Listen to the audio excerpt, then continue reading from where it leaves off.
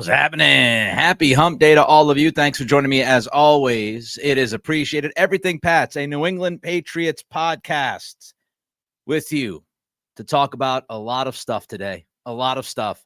We will get to Robert Kraft, who said many things yesterday that I wanted to talk about on today's podcast, on today's live stream. We'll also get to those interesting quotes along with a Mason Graham visit to Gillette Stadium. Want to talk a little bit about Mason Graham, a name that is obviously a part of the mix at number 4 for the Patriots in the upcoming draft. But we start with the latest report on Joe Milton.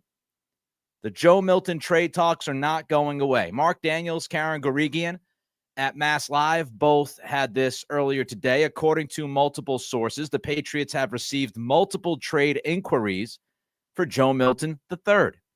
It remains to be seen if the Patriots will ultimately deal Milton. However, there does seem to be motivation on the player's side to be moved.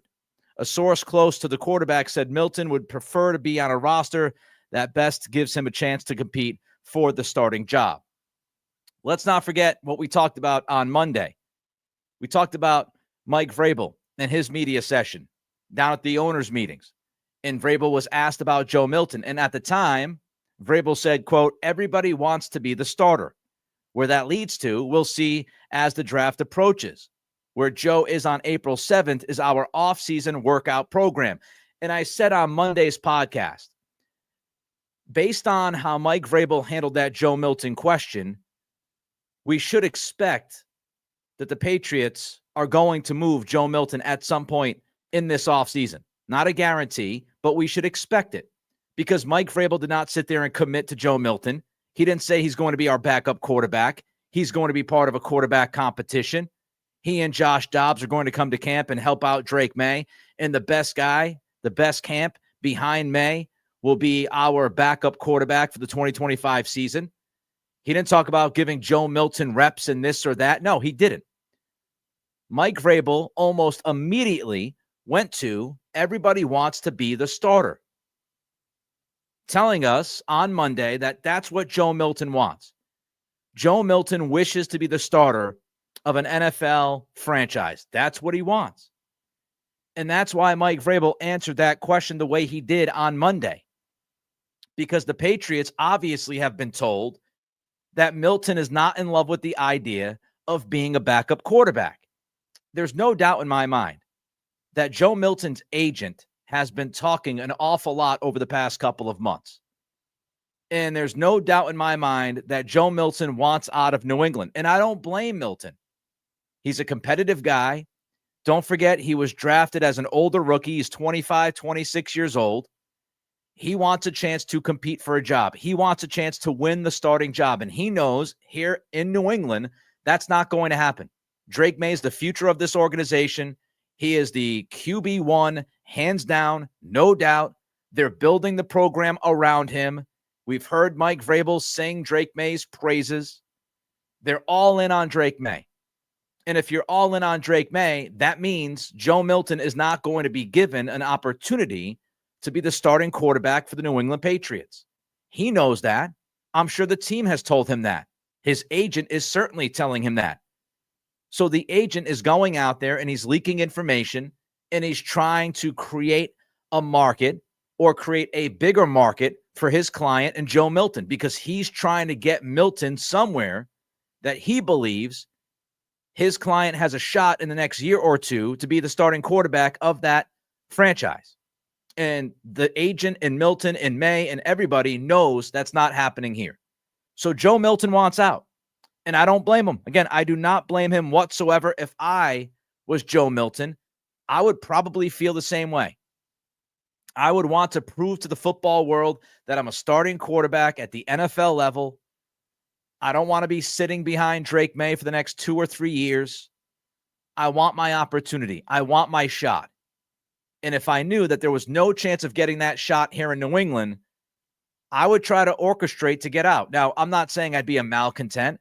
I'm not saying I'd create problems, but I would certainly behind closed doors try to work with the team to get me somewhere else and utilize the agent that I pay to help me get somewhere else. So it's obvious. Joe Milton wants to be a starting quarterback. He does not desire to be here in New England as the backup. He wants out. His agent wants him out. Vrabel knows this. The team knows this. And usually when you see these kinds of things trickling out, it means inevitably that the player is going to be gone. And I don't want a frustrated quarterback too. Do you? I'm sure Mike Vrabel doesn't want a frustrated quarterback too. He doesn't want somebody who's going to be the frustrated backup. He wants somebody who is backing up Drake May that is perfectly content backing up Drake May, to help the quarterback room in any possible way that that person can, like a Joshua Dobbs who understands the assignment, knows he's not a starting quarterback in the league. He's been in the league for a number of years. He's played for a bunch of teams. Milton, and again, no blame. No blame on Milton. He believes, I've got a chance to be a starting quarterback in this league. I have the raw talent, and I want to go prove that. Dobbs, for all intents and purposes, his day is done. People know who Dobbs is. He's a backup quarterback. For some teams, he's an emergency third-string quarterback. But you want somebody behind Drake May who is not going to be trying to cut him off at the knees, not being frustrated. You want somebody who was invested in that quarterback room, invested working with May, understanding the power structure, understanding the hierarchy, that May is the guy. That's who you want backing up Drake May. You don't want somebody who feels like they should be out there, that they're better than Drake May. It's great for the player, but it's not the best thing for the team. It impacts the room. It impacts Drake May's support. So keep the steady veteran. Let that guy be the backup quarterback. Move on from Joe Milton and try to get the best return that you can get for the young QB. And if you go into 2025 with Drake May and Dobbs and a drafted quarterback in the later rounds or an undrafted free agent quarterback, that's what makes the most sense to me. You go out, you get a younger guy again that you believe you can work with and try to develop. That younger guy sits behind Dobbs, sits behind May. Dobbs is your veteran experienced backup to help May get through camp, get through the preseason, and help him through the regular season. So I have no issue with that. If it's May, Dobbs, and another young guy who you draft or you sign as an undrafted free agent, fine with it. Again, I'll keep saying this. Riley Leonard is a name that I keep looking at because he strikes me as a Mike Vrabel type player. And he is somebody who has the athleticism, the same kind of frame as Drake May, smart guy, team leader, won't make much noise. Somebody like that as your third quarterback. Get him in the 4th, 5th, 6th round. Somebody like that as your backup to the backup makes a lot of sense. Because then you walk in to your quarterback room when camp hits in July and you say to yourself, we've got Drake May, we've got Dobbs, and we've got a young QB, right? We've got those three guys, and you get an asset for Joe Milton, an asset or two for Joe Milton. I think that's the logical conclusion. Now, what are the Patriots going to do as far as when to pull the trigger? What do they want in return? Here's what Daniels and Gorigian wrote today at Mass Live. Although there are teams interested in Milton's potential, it doesn't mean the Patriots will give him away for nothing. So this is the Patriots pushing back, right? Milton wants out. The agent is working. The agent is trying to get his client somewhere else. He's leaking stuff to the media. He's trying to drive some leverage here. He's trying to get the Patriots to move on from his client. And the Patriots now, they're responding. They're pushing back. And the way that you push back is say, look, we have no problem trading Joe. We have no problem making the young guy happy. We have no issue in him wanting to be a starting quarterback. And if we could find the right place for him, we will send him to that place. But we're not going to give him away. And that's a shot across the bow to the agent, right? If you think you're going to be able to push Joe Milton out of town, if you think you're going to force our hand to take a 5th or 6th round pick in return for Joe, it's not happening. So we're willing to say goodbye. We're willing to deal him, but we ain't going to give him away. And that's precisely the way the Patriots should be attacking this. You don't give the young man away. He's got raw talent. We saw it in that Buffalo game last year. I don't put too much stock into that game because he's playing against third stringers and practice squad guys in a team that wants to lose. But still, you saw the raw potential, and we know coming out of college, he had raw potential. He's got intriguing tools. He's got enough intriguing tools to not just give him away. This is not gift season. No, if you want Joe Milton, you pick up the phone, you give us a call, and you put something on the table that's worthwhile for us. We're not giving him away. To go back to Mark Daniels and Karen Garigian, chances are there wouldn't be any movement on Milton until after the draft when teams assess where they are in relation to their respective quarterback rooms, and that makes sense. So if you think the Patriots are going to trade Joe Milton this year for a third-round pick, it sounds like we should think again. It does not sound like a deal is going to happen before the draft. It doesn't sound like the deal is going to happen during the draft. This is going to be a situation where you get through draft weekend, all the teams see where they are in their quarterback room, and they say, okay, now we have a spot for Joe. Now we have a spot for somebody that wants to compete as a starting quarterback, because don't get it twisted. These other teams have to think about where Joe Milton is in his development. And if Milton wants to be a starting quarterback in 2025, then those teams are going to have an issue with Joe Milton, right? You've got to make sure that you know where his head is at. If he wants to compete and he's willing to lose the job in 2025, but he still has a chance, a carrot in 2026, then you make that deal. But another team doesn't want to bring somebody in and say, all right, let's bring Joe Milton in because he was unhappy being a backup in New England, so he can be unhappy being a backup here in place X.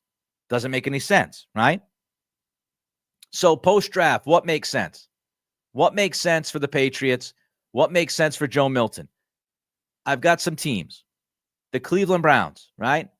They might draft Shedeur Sanders. Doesn't sound like that's likely right now as of April 2nd, but it's smokescreen season, so who knows? They could draft Shedeur Sanders. They could draft Jackson Dart later in the first round by trading back in. They could trade for Kirk Cousins once the draft is over. But Cleveland's a place that I think makes sense for Joe Milton, because if they don't draft Shedeur Sanders, they don't draft Jackson Dart, if Cleveland's looking at Kirk Cousins, Kenny Pickett, that's a place where Joe Milton could feel, hey, I could compete against Kirk Cousins and Kenny Pickett. And if Kirk Cousins is good enough to fight through 2025, then I feel like I have an opportunity to be the starting quarterback for Cleveland in 2026. So Cleveland's a place I would look at. The New York Giants, same idea, right? Russell Wilson, Jameis Winston, we've talked about it. I don't think either of those guys is the long-term answer for the Giants. They could draft Shedeur Sanders at number 3, but if they decide not to draft Shedeur Sanders or another quarterback, then Joe Milton could look and say, I think Russell Wilson is washed. I think Jameis Winston throws a billion picks. I think I could win that competition. So the Giants could be a possibility. But the two more likely places that I would look at, the Pittsburgh Steelers, who I do think end up with Aaron Rodgers, as Aaron just waits for the whole world to revolve around him. Shocking. I think the Steelers end up getting Aaron Rodgers. But if you're Joe Milton and you look at Aaron Rodgers and Mason Rudolph, how much longer do you think Rodgers has? And do you think you have more talent than Mason Rudolph? I think you certainly do. So Pittsburgh's a very interesting place. I also think the Saints are interesting. They've got Derek Carr right now, but I don't think Derek Carr is going to be the Saints quarterback for much longer. So if you're Milton, do you look at it and you say to yourself, you know what? I want to go to the Saints, right? I wouldn't mind going to the Saints. I feel like I could be a fit in New Orleans. I feel like I could beat out Derek Carr. If not this year, then next year. And there are other places. You know, Tony Starks brings up the Raiders. Certainly could talk about the Raiders being a possibility. They have Geno Smith. How long is that contract going to be when they inevitably sign it? Is it going to be funny money? Is it going to be a 1-year deal, 2-year deal, 3-year deal? We don't know. But there are places that make sense for Joe Milton. The final thing I want to talk about, though, here with Milton has to do with a tweet from March. Before I get to that tweet, don't forget to help us out. Click that thumbs up button as you watch us on YouTube. The more likes means more eyeballs. That's how we beat the algorithm, or at least take advantage of the algorithm. That's a better way to say it. So don't forget to like this podcast. Help us out. Don't forget to throw comments in. Likes and comments, they help us with the algorithm. And don't forget to subscribe.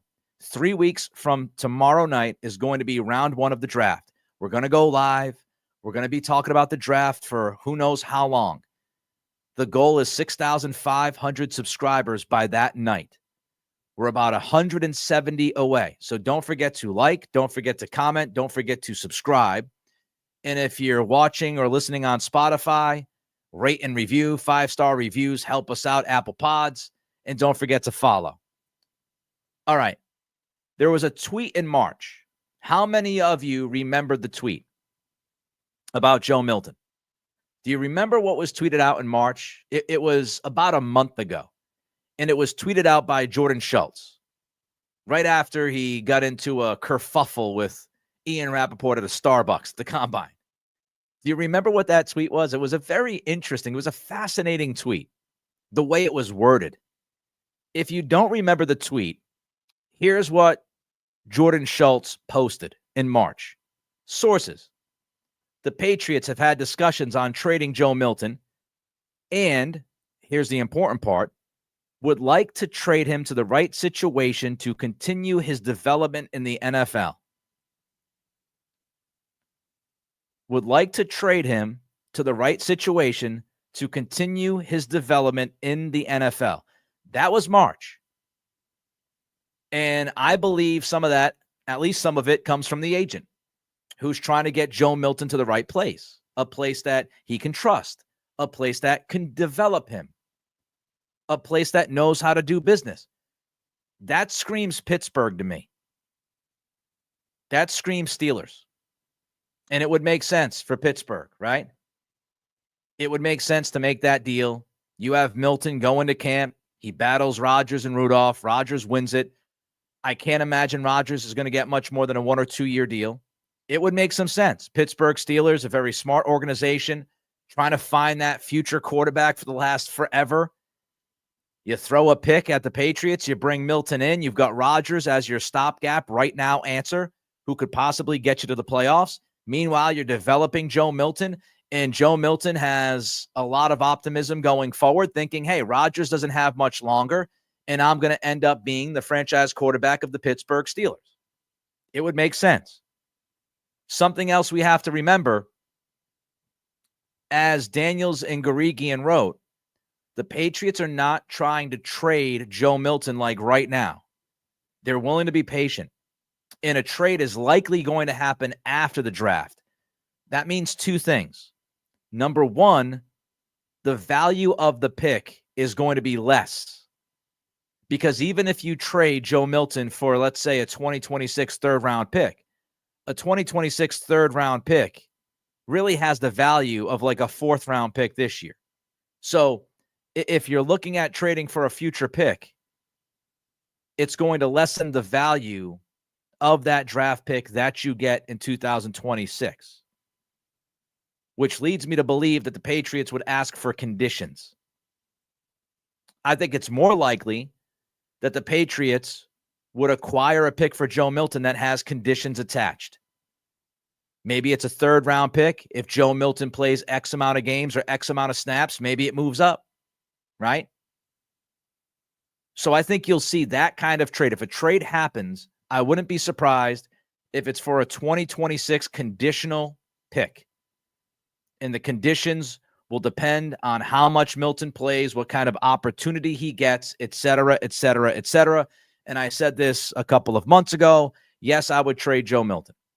And I would especially trade Joe Milton now because it's rather obvious he will not be happy here in New England. And now, again, you don't just give him away. But if you could get a solid return for Milton, you move him. Because A, it's a solid return. B, you have Drake May. C, he doesn't want to be here. And if you don't want to be here, you don't want to be backing up Drake and working with Drake. Again, I'm not going to blame you. I'm not casting aspersions. But if I'm the Patriots and I know the young man wants to try to start somewhere, then I'm trying to get him out of here. I'm trying to get him somewhere where he can have a better opportunity to start, if not this year, then next. That's what I would do. All right. We'll get to Mason Graham in a minute, and then Robert Kraft, what he had to say down at the owners meetings. But first, Derek jumps in with a super chat, $5 super chat. Thank you, Derek. Would you be okay with the Pats' top 100 being mostly on the offensive line? I don't want to go too crazy. I don't think you draft for need. So I don't want them to go into the draft and just go O-line, O-line, O-line, O-line, because they feel like they did not find the left guard or left tackle in free agency that they wanted to find and sign. I don't want them to overreact. I don't want them to, go overboard and do too much. I would like to see a tackle for certain, if not 2 tackles. I think they can get by at left guard. My biggest issue is the tackle spot. I think they're okay at center. I think they're fine at right guard and right tackle between Onwenu and Moses. My concern is left tackle, because I do think with McDaniels back and then maybe running some more downhill and some more duo, I do think Sidy Sow could be back in the mix. And I think between Sidy Sow and Layden Robinson, I think you could get by at left guard if you get a left tackle that's worth anything. So I think you can get by, but I want them to pick a tackle, no doubt, in the top 50. You need to pick a tackle in the top 50 to me. And I wouldn't argue about adding another tackle maybe in the 3rd round or 4th round. I wouldn't go too crazy, though. I don't think you can overreact and just walk in and start drafting offensive linemen because of what's happened the last few years. I mean, they drafted Layden Robinson last year. They drafted a bunch of interior offensive linemen a couple of years ago. They drafted, they've drafted a number of dudes. So I think they'll be okay aside from left tackle. They've got to find a left tackle. All right, let's get to Mason Graham. Not surprising, Mason Graham taking a visit to Gillette, top 5 prospect, visiting a top 5 pick team. You want to put it that way. It's a little weird, but you know what I mean. Daniel Jeremiah just came out with his top 50. He freshened up the top 50. And here's what Jeremiah wrote. A powerful defensive tackle with outstanding leverage and instincts. One of the most consistent players in the draft class. By the way, Daniel Jeremiah has Mason Graham ranked 4th in his top 50. Against the run, he has an impressive short area burst to attack blockers. He excels in block destruction. Stacks, finds the ball, chucks blockers to the side, and collects tackles. He has lateral range to make plays down the line, too. He is always in a leverage position and never gets uprooted in the pass game. He has a violent club rip move and a powerful bull rush. His effort is outstanding. He always has a full gas tank, and he set the tone for the entire Michigan defense. That's Daniel Jeremiah on Mason Graham. Just a few things on Graham. I don't want to spend a ton of time here on him, but let's start here. He plays violent, and that jumps out because Terrell Williams, new defensive coordinator, what's he say he wants his players to be? He wants his players to be violent. And Mason Graham plays with that kind of violence. So he fits the criteria of what Terrell Williams is looking for, especially from his defensive lineman. And Mason Graham is really a Mike Vrabel type player, right? He's got a nonstop motor, resilient. He is seen as a leader of men. He finishes. Remember Vrabel in his introductory press conference, he highlighted finish and effort. Graham finishes, and he gives you tremendous effort with a nonstop motor. Now, of course, he is smaller, and we talked about this at the Combine. Mason Graham, he's 6'3", 59th percentile in the NFL. He weighs 296 pounds, which would be the 26th percentile. His arms, of course, it's the Combine, so maybe we should add a quarter or a half an inch to this. His arms at the Combine were 32 inches, which would put him in the 12th percentile. I think his arms are a little bit longer than that, but he doesn't have very long arms to be an NFL defensive lineman. So that, to me, is the biggest question about Mason Graham. It's just his body and his measurements. It's the same kind of stuff we talk about with Will Campbell. Can Mason Graham be an effective interior defensive lineman at the NFL level, given those measurements? And many people will tell you he can be because of his athleticism, his burst, his football IQ, again, his relentless motor, his play strength. But I don't know if the Patriots are in on Mason Graham. I mean, you look at it, they signed Milton Williams. Christian Barmore is expected to be at the voluntary program coming up. You've got Keon White. So it seems like you got three guys already. If you love Mason Graham, you could pick him for sure. But Mason Graham to me is just with everybody else. And we're going to cover this over the next couple of weeks as we get ready for the draft. Like once you get beyond Hunter and Carter, you've got all these other guys that you could draft at 4, and every single one of them have questions, right? We went through some of them, but you got Mason Graham. He's got questions. You've got Tet McMillan with questions. You've got Campbell with questions. You've got Genty with questions. There's no flawless prospect, right? There's no blue chip guy after you get past Carter and Hunter. So Mason Graham is obviously part of that conversation. I wonder, could the Patriots try to leverage somebody else to move up to 4 to draft Mason Graham? It sounds like Jacksonville is really like the perfect fit for Graham.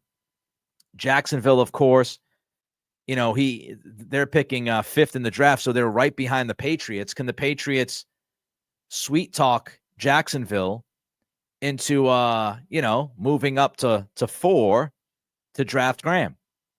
Can the Patriots play games and make the Jaguars feel like another team is going to move up to draft Mason Graham?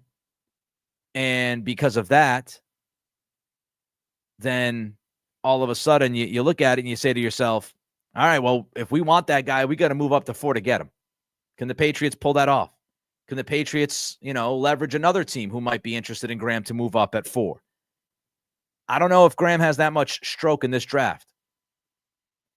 But if you're the Patriots, I mean, I'm looking at tackle, I'm looking at receiver, I'm looking at defensive end before I look at interior defensive lineman. Unless I think Mason Graham is truly special, that's what I would be looking at. I would first be looking at, and I'll keep pounding this until we hit the draft 3 weeks from tomorrow, Hunter, Carter. If they're not there, trade down. If the trade down is not there, that's when it gets dicey. And I'm going to start looking at some of these other prospects over the next couple of weeks. We're going to get some guests. I'm going to start looking at guys who could be there at 4, right? I want to look at the Grahams. I want to look at the Genties. I want to look at all these guys. I want to look at the Membus. I want to look at the Walkers. Because that's going to be the difficult decision. If you can't get one of Hunter or Carter and you can't trade down, is it Campbell? Is it Graham? Is it Walker? Is it Williams? Is it Genty? All of them have questions. Speaking of questions, Robert Kraft answered some questions down at the owners' meetings. I thought he had some very interesting things to say. Before we get to that, don't forget to like, comment, and subscribe. Help a brother out. Let's take advantage of the algorithm. We can do that by liking and commenting. And if you want to subscribe, again, the goal is 3 weeks from tomorrow, we're trying to get to 6,500 subscribers. We're over 6,300. Like, comment, subscribe, rate, review, follow Spotify and Apple Pods. All right, so Robert Kraft met with the media, and we've been talking about this throughout all these press conferences that have been happening. There's been one person who hasn't been there. You know who it is. Throw it in the comments, right? Who has not been at these press conferences? Who was not at the Gerard Mayo press conference? Who was not at the Mike Vrabel press conference? Who was not at the free agency bonanza press conference when, Milton Williams and Morgan Moses and Spillane and all those guys were there, like Carlton Davis? Who was not at that press conference? You know who I'm talking about. Talking about Jonathan. Talking about Jonathan Kraft, right? Robert's son.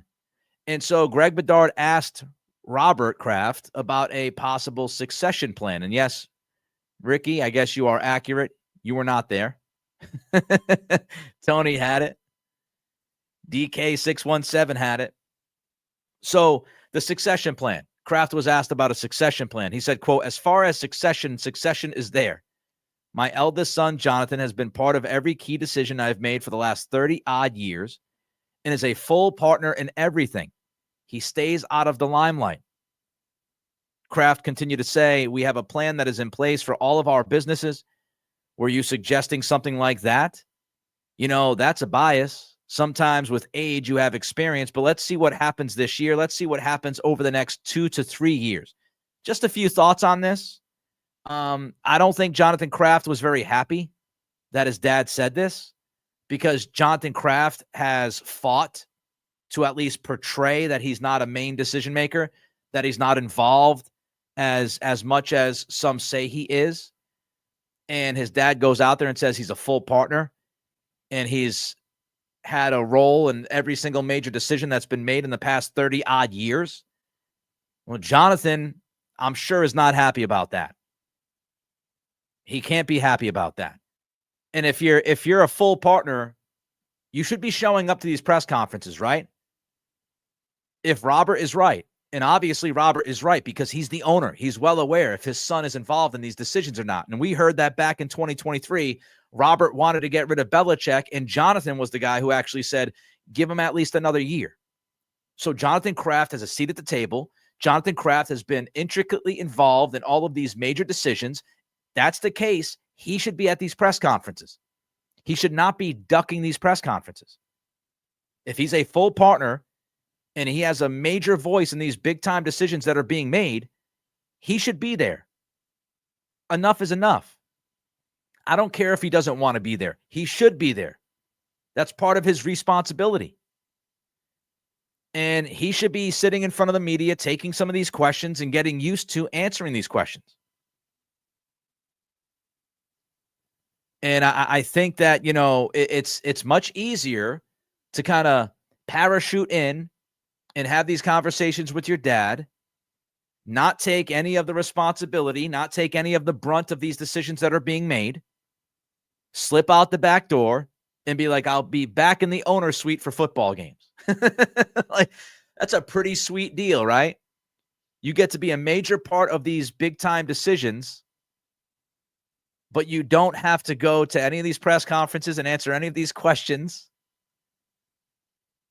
So you have a role almost as like a co-owner, but you don't have to deal with any of the publicity. You don't have to deal with addressing any of the problems, any of the swings and misses. Your dad goes up there and takes the bullets. And look, Robert has the final say. He should be the one ultimately taking the bullets.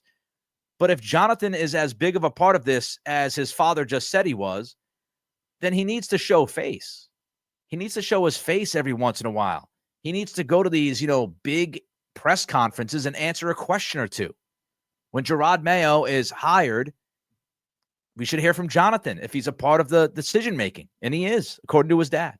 The other part of it that was interesting was like Robert saying we'll reevaluate in 2 to 3 years. So are we talking like 85, 86 years old?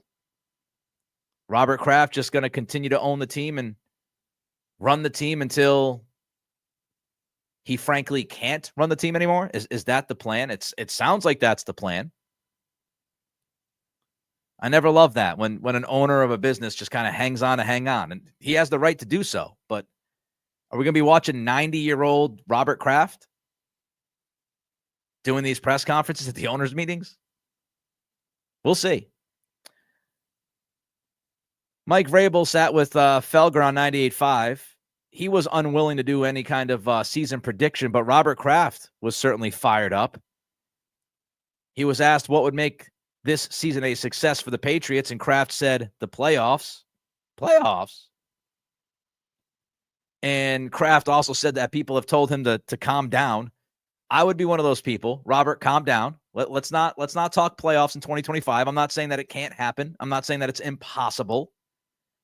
But I would not be throwing the playoffs out there if I were Robert Kraft. I don't think that's great PR. If I were consulting Robert Kraft, I'd say, let's not bring up the postseason. Robert, Bobby, Bob, Rob, let's not do that. RKK, let's calm down. Let's simmer down now. Simmer down a little bit. You've had 8 wins the last 2 seasons. I don't care if it's Robert Kraft, it's Jerry Jones, any owner of an NFL team. When you're coming off back-to-back 4-win seasons, I don't think you should be out there talking about the playoffs. I don't think that's smart. He's excited, and I'm happy for him. He's excited over Vrabel. He's excited over free agency. I'm happy that Robert is excited. But I think when you start going down that road of talking about the playoffs and saying that a successful season is the playoffs, I think that's the wrong goal. A successful season to me is being competitive. A successful season is, we talked about this somewhat last year, playing games that matter once you get to, Thanksgiving, December, at least being in the hunt, being part of that graphic, right? Being in the conversation, feeling like you have a competitive team and you have a chance. But I think a lot of people, if this team ends up winning 8 games, for example, if you win 8 games and you doubled the amount of wins that you had last year this year, and you see the improvements across the board, and you see that the program that Mike Vrabel is building, I think a lot of fans would be happy with 8 wins and missing the playoffs. So I would not be shooting for the playoffs right now. And Mike Vrabel's not shooting for the playoffs when he's talking to the media. So Robert should not be shooting for the playoffs. I understand the vibe in the building is good. I understand that, you might be trying to rev up some disenfranchised fans. I don't think that's the way to do it. Pumping the tires, I don't think is the way to do it. The over-under is like 7.5. I think that's fair. Right now, we'll see what they do in the draft. All right.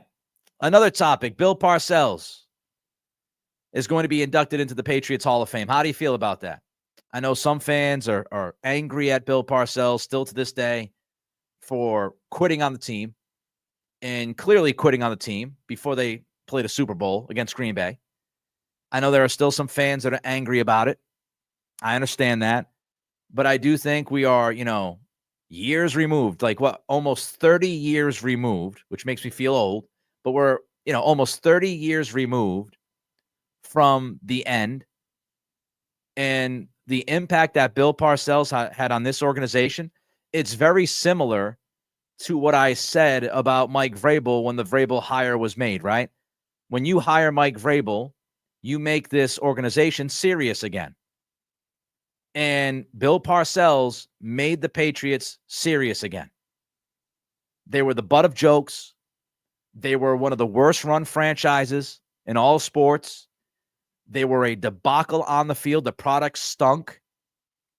Foxborough was not a fun place to go. I went and saw a game years ago, pre-Drew Bledsoe, and it was against the Houston Oilers and Warren Moon. It was actually a fun game. McMurtry caught a touchdown late in the game. It was one of the most unbelievable games the Patriots had for a long stretch, frankly. But the product stunk. The team stunk. Fans didn't really care about them. And Bill Parcells walked into the organization and he made them serious. So, yeah, it ended badly. And I think fans, including myself, we are right to be upset and disappointed and at the time angry about how it ended. And you wish it didn't end that way. But when you're talking about Hall of Fame, when you're talking about big picture, when you're talking about 30 years removed, the impact that Bill Parcells had on this program was significant. And there was a lot more good than bad that came from it. Parcells put this organization, put this franchise on the right path. He put it on the track, right? You bring in Drew Bledsoe, you bring in some of the other guys, and you develop them, you coach them up. Of course, Pete Carroll came in. But I heard Phil Perry last night on NBC Sports Boston, and he's right. Think about Pete Carroll. He came in, he hovered around 500. That wasn't good enough. They got rid of Carroll because Bill Parcells set a new standard in New England.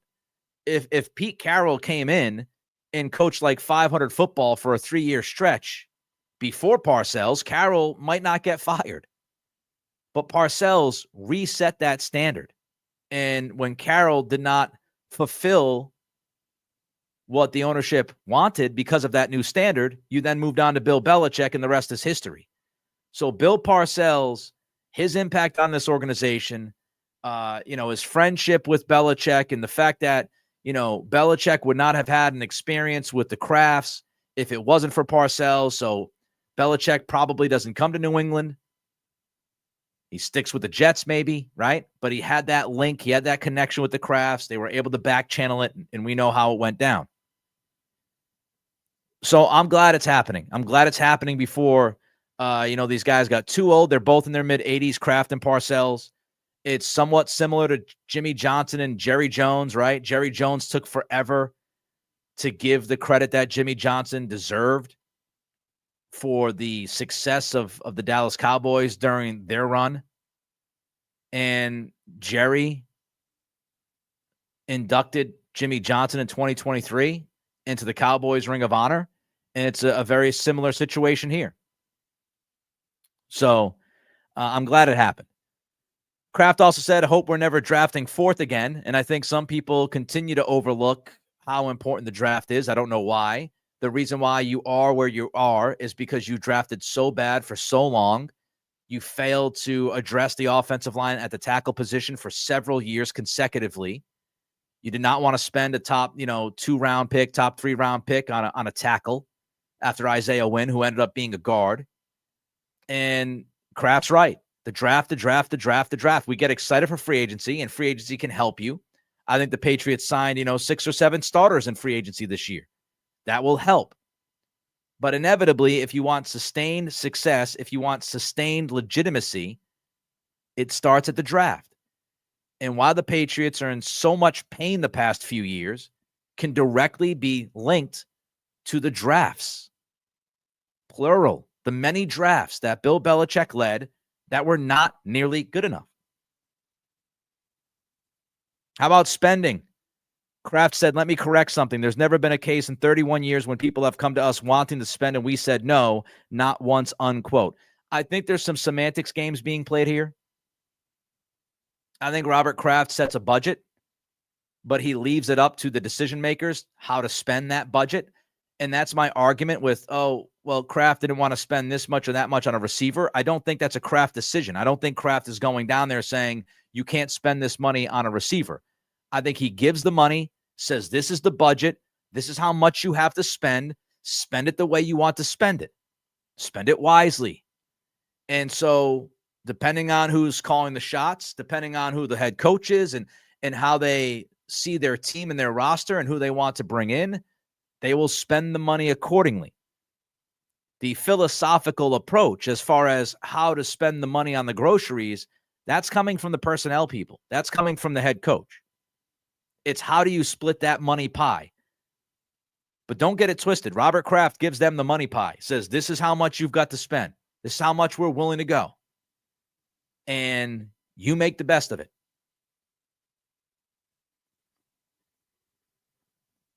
Also thought it was funny that Kraft disputed the ashtray comments from the NFLPA report card. That apparently was a hair across his tuk-tuk.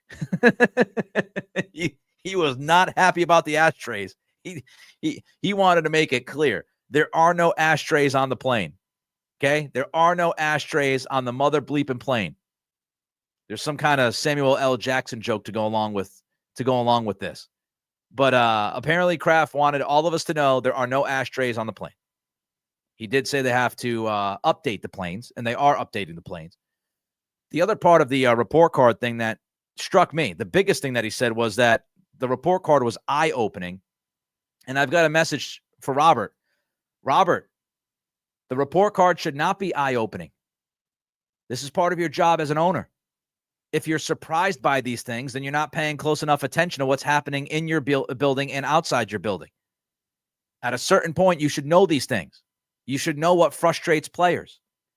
Going to practice and shaking hands every once in a while and walking into the locker room after a win is not enough. So your eyes should not be opened to some of the shortcomings of your organization. If you are an owner and you are an attentive owner, you should understand before the report card comes out. You shouldn't have to wait for the report card. You should know that your planes need updating. You should know that some of your building needs updating. You should have known that a facility was needed that you're finally building, right? You should have known about family care that you addressed last year. This stuff should not be eye-opening. You should be ahead of these things. Cool Genuine Phil, $2 super chat. Sup, Nick? Sup, Phil? Should Pats draft Genty at 4?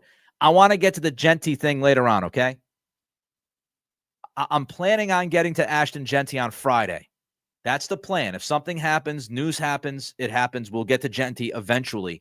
Ashton Genty will be discussed on this podcast, on this live stream. Trust me. Terry Grant, $50 super chat. Just got here, but second to comments in the chat. Meaningful football in December as far as the goal, right? Robert Kraft talking about the playoffs. Not worried about the playoffs. I'm worried about meaningful football, games that matter, right? If you get to Thanksgiving and you feel like the team has a chance. If snow is falling and the team is not completely out, that is a win. We should all be happy about that. That's what I'm looking at, right? A competitive football team that is at least in the mix when the snow starts to fall. That's what I would be happy with. I'm not gunning for playoffs. If they hit if they get to the postseason, I think all of us would be happy. But right now, given this roster and what's happened the last couple of years and the questions about left tackle, I'm not sitting here saying playoffs are bust. If they get there, awesome. But I'm not shooting for that, so to speak. I think we should be a tick below that. If they're in the mix, we should be happy about that. And I feel pretty good about them right now as far as being in the mix. I do. Terry, thank you for your generosity, the $50 super chat. All right, don't forget to like, comment, and subscribe, rate and review. 5-star reviews help us a lot. Follow us everywhere. Subscribe everywhere. All of those things help us.